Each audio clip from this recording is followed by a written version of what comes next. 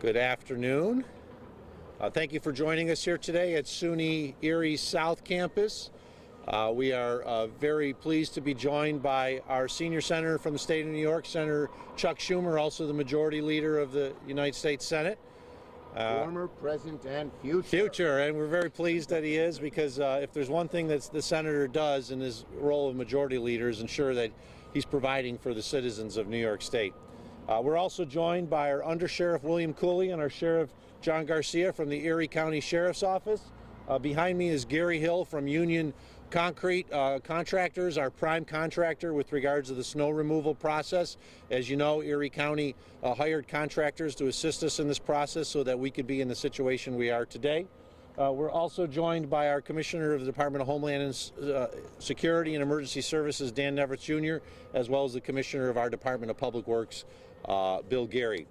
On Thursday, we had ramped up because we knew a major storm was coming, and Erie County put in place a system in which we, through Union Concrete, who then hired many other subcontractors, we would be able to take the snow that was predicted by the National Weather Service and dump it here. And since Friday, when the first load was dumped, we've had approximately 156,000 cubic yards of snow dumped at this site at the Erie Community College South Campus. There are approximately 4 trucks every minute. Each truck is capable of dumping about 20 cubic yards of snow, and this is from all over Erie County. I want to thank each and every one of the first responders, plow drivers, high lift drivers, truck drivers who've delivered this snow here. This is an example of the teamwork and the cooperation we have in Erie County. And I really want to thank Senator Schumer for helping to get this emergency declaration through FEMA, which will allow Erie County to seek reimbursement for our expenses. As of last night, Erie County had contracted and invested approximately $2 million just with our private contractors to handle this snow. That is in addition to all of the expenses that Erie County incurred throughout the entire process, which we believe, as of just from last Thursday, is approximately $5 million. So having that additional assistance to be reimbursed from FEMA makes all the difference. If you can provide that to me, Ben, here. Today, we are very proud to have our senator here, and I also found out that today is his birthday. Right. And so on behalf of the people of Erie County and our Department of Public Works, I thank him for being here. I thank him for providing us this emergency declaration through President Biden, and I do want to thank President Biden for signing it as well, and make him an honorary member of our Department of Public Works. Excellent. This is for you, sir. All right, I want to drive one of those plows up the top of that mountain. I have to wear this jacket to do it, so I appreciate it. And let me just thank the men and women who were part of the Erie County Department of Public Works, who've done a great job here. I wore these boots. I've been going around Western New York. I haven't had to wear them. There's no snow anywhere I walk because everything's so clean and clear. If you ask the rest of America, did you think that all the streets would be cleaned and cleared, all the sidewalks even, most of them cleaned and cleared? They'd say NFW, but they don't know Buffalo. Of course we cleaned it. And I'm proud to be now a member honorary of the Department of Public Works. Okay, thank you. And I have my own little birthday gift here, now that we're near the Bill Stadium. So today is my birthday. Tomorrow is Thanksgiving. And so my birthday Thanksgiving wish is Buffalo kicks Detroit's ass. Yeah. God be good to us. God be good to us. Okay, thank you. Here you go. Hold that for me. I'll hold that for you. I had a Kelly one, you know, when we did the, when we saved the stadium and we did that commercial a few years ago. Okay, I want to thank everyone for being here. Our great county executive, Mark Polenkars, John Garcia, our county sheriff, our commissioner of public works, Bill Gary, Gary Hill from Union Concrete, subcontractor for the plows, and our Erie County Commissioner of Management Services, Dan Nevertz. Thank you all for being here. I also want to thank everyone who really did the job here in Western New York, not the least of which was the brave plow drivers and first responders who've been working around the clock to keep Buffalo and Western New York safe. I will say one thing, though. I don't mean to demean this. This is the second highest snow mountain I have ever seen. The first was in Mexico, New York. On the eastern edge of Lake Ontario in Oswego County, they got 13 feet of snow. And maybe you should do the same, Commissioner. We had a pool when the last drop of the snow would melt. I said Memorial Day, I lost. It was July 4th. Yeah, August. So maybe we should have a pool here when this mountain will be all gone. I'd like to reserve July 4th. I don't want to make the same mistake I made. I'll make certain you got July 4th. Okay, good. Anyway, but we thank everybody who did the great job here. We all know Buffalo's the city of good neighbors, and there's no time you see that more than in a snowstorm. And I'm also moved by the stories of goodwill, of neighbors helping neighbors when the power is out, of ensuring that the Bills players were able to get to the airport so they could kick Cleveland Brown butts, and to Squirrel Winters for making sure Josh Allen didn't have to use his elbow shoveling things out. That's Buffalo. That's Western New York. All these stories are just a whole mosaic of what a great place this is and how everybody looks out for each other. And in the last several years, in part because of the Bills, in part because of everything else, Buffalo's had a big comeback. And we're going to keep that comeback going. But a day like today reminds us what's at the core, and that is helping people helping each other. In time of extreme cold, it's not that cold today. It really, yeah. Here, America, it's Buffalo. We had all this snow, and it's 43 degrees, right? Something like that. Yep. Right. So it's not as cold as you'd think it would be here. I also want to thank Governor Hochul.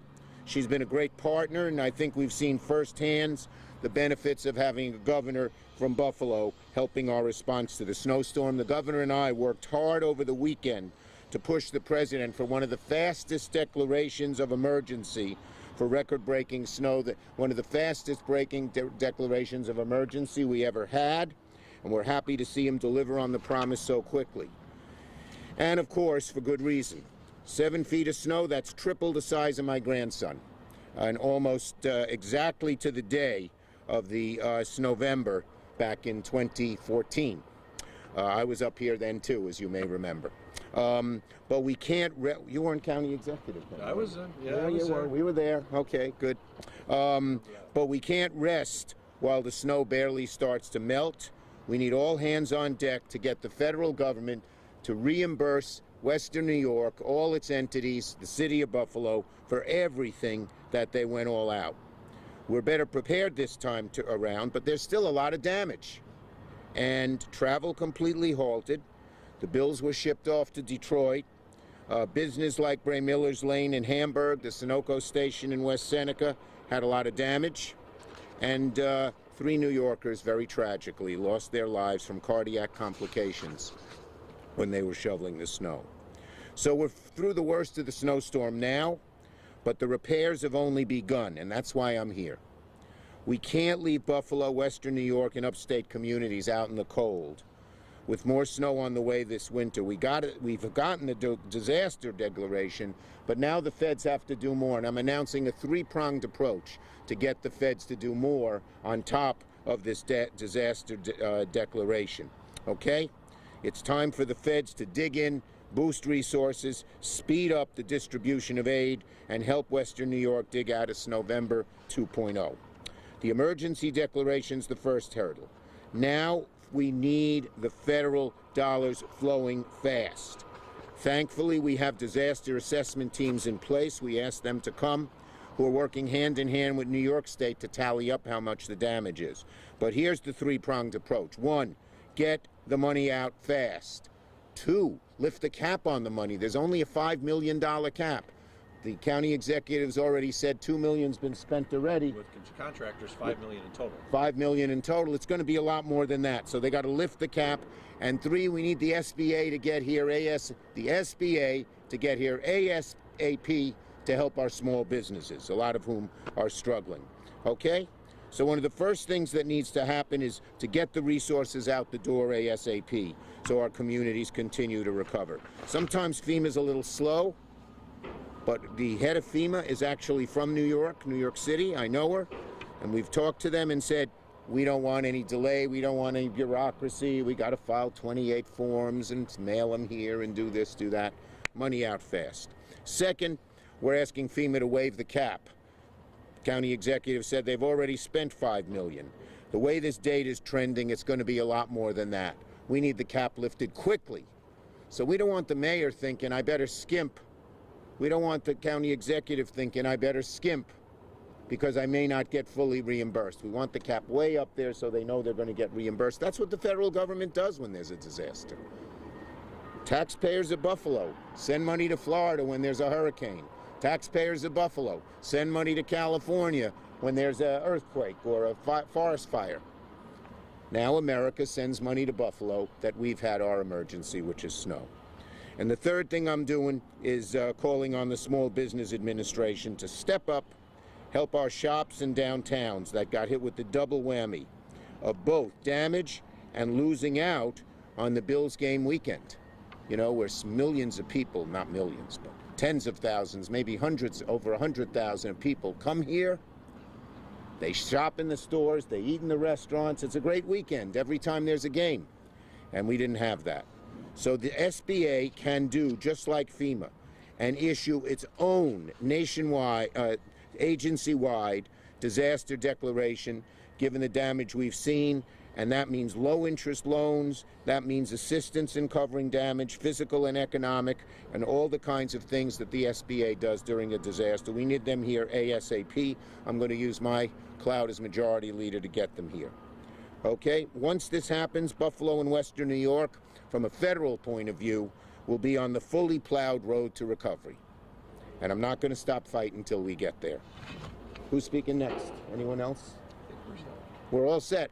Okay, questions for me or the county exec? How high are you planning on raising above $5 million? We'd like it to be, I've asked for a very high number. We don't know what the overall number is, but if they get it up to 20, 25 now, and we need to raise it more later, we will. What's the process by which that has to happen? FEMA has to make the determination. I've already asked them to do it. We hope to hear from them relatively soon. Realistically, how quickly could folks that have a damaged business see something? They could see it very quickly. SBA has all the money they need. Their budget is fully funded. They just got to go through the process. People got to file the papers, and they get the checks. I have a question for the county executive. Okay, well, we'll let Mr. Dave. And it is for the county executive as well. Or Okay. When you have a situation like this and you need to hire, I don't know how many dump trucks or contractors. You want to drive one, Dave? Come on. I've done that before. You're good at dumping stuff, you know. Yeah, I'm good at dumping stuff. If obviously you can't put it out to bid, and in an emergency, I don't imagine you have to. So how does that work? Two-part question. How does it work? Do you just let them do whatever voodoo they do and send you a bill? No. And can you assure the taxpayers that everything is accounted for in terms of the bill? These are good questions. Once I declare a state of emergency, it gives us powers to basically go about the procurement process in a different manner than we normally would. We have contractors at the ready under stated contracts as to how much they would charge before the storm even hits. So we know that we're going to pay a particular rate with the contractors if a state of emergency is declared.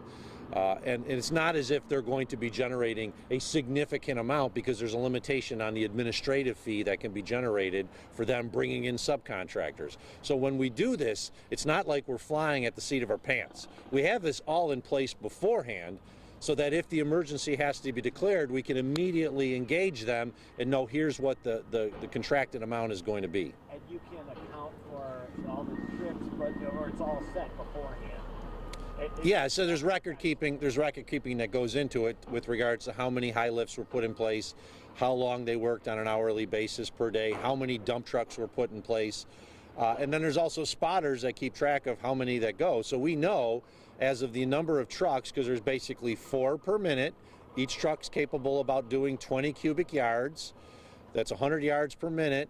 That on average, what we can figure out is how many have been here so that we know that approximately 156,000 cubic yards of snow have been dumped since we started this on Friday. Do you remember, there was another disaster years ago, and then years later you got a love letter from FEMA saying, we want the money back. I remember because that. of some accounting. Has anything been done to make that simpler, easier, so you don't get some October surprise in 27th? Well, first off, what the storm you're referring to was the 2007 surprise October storm, which brought down all the trees and the power line.